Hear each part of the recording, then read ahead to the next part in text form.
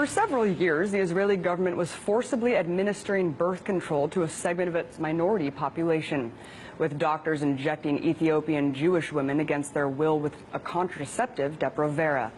But it wasn't until this January that a government official finally acknowledged it. One investigative journalist who interviewed 35 Ethiopian immigrants found that they were being intimidated and threatened into taking the shots, while being told that they were merely inoculations. But many speculate it was all part of a deliberate attempt to restrict an expanding minority in the country.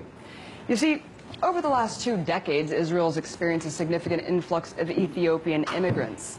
But there now being close to 130,000 living in the country.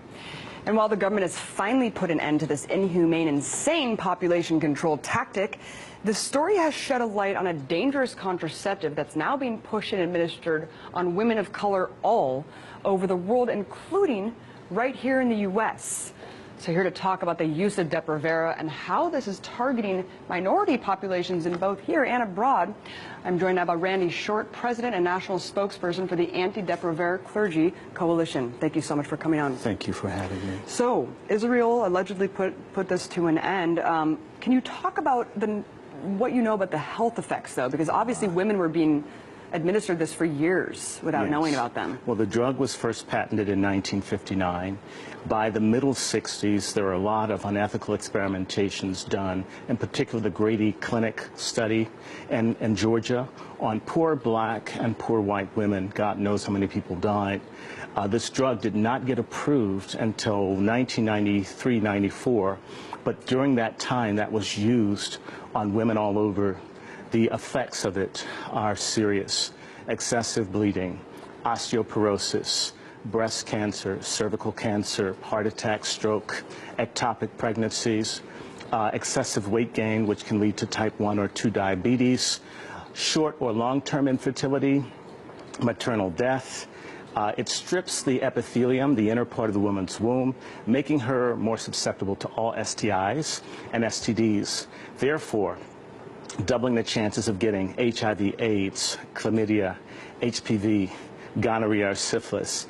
And there are other things that bothers the mental health.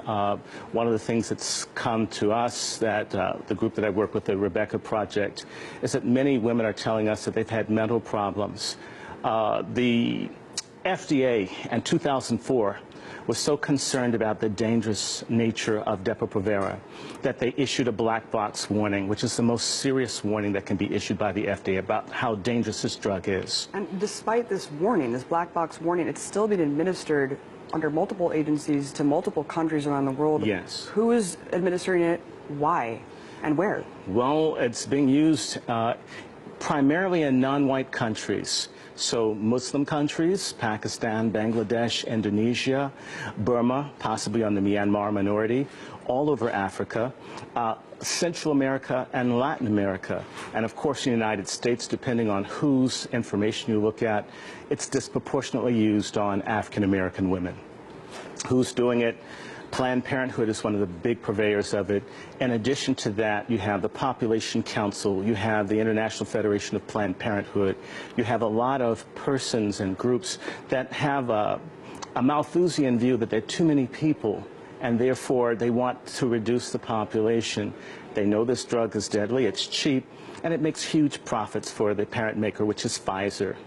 And USAID is also one of the agencies as well. For 47 years, it's been an unofficial policy of the USAID Office on Population to use or to send abroad dangerous, unsafe, untested, or unapproved drugs.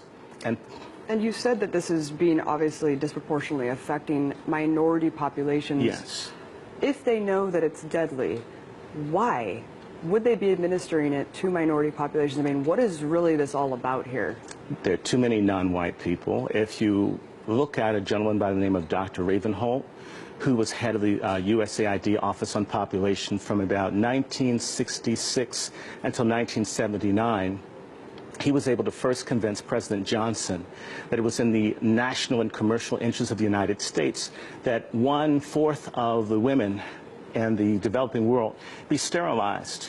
So there's some sense that if there are too many black or brown people, that somehow their needs will conflict with the capitalistic, imperialistic aims of the United States and its allies. And there's been multiple lawsuits against Pfizer for the detrimental health effects from this drug, but they seem to be getting away with it and seem to keep, direct-to-consumer advertising. Well, how are they doing this? Well, they're making a lot of money. The U.S. Department of Justice has sued them in the last 10 years and fined them about $6 billion. But if you're making billions and billions, it's the price of doing business. But you have to understand, the people that are being steered towards this drug are poor, they lack education and legal representation, and they're being tricked, so they don't know. Now, you have to understand, Pfizer lost in Canada, they've lost in Europe, but they go to countries where they can't be sued. You can't sue from Nigeria here. You can't sue from Mozambique here. So you can go to countries where you either have a corrupt government structure or they're coerced, or should I say they've constructively manipulated into having this drug as part of their international foreign aid. Do you see what I'm saying? So the women become just chess pieces in a Malthusian eugenics game. And so you think this goes beyond just a corporation making as much money as it can, pushing it on as many people as it can. You think it actually goes down to, this is a modern day form of eugenics. And genocide, yes. And it's happening here in the U.S. as well. Yes, it is. Well, that's very shocking, and we'll definitely follow up with this story. Very disturbing. Thank you so much for coming on. Right. Thank you for your time. Randy Short, President, National Spokesperson. And I'm with the Rebecca Project on Human Rights. Absolutely. All right, thank you so much. Thank you. All right.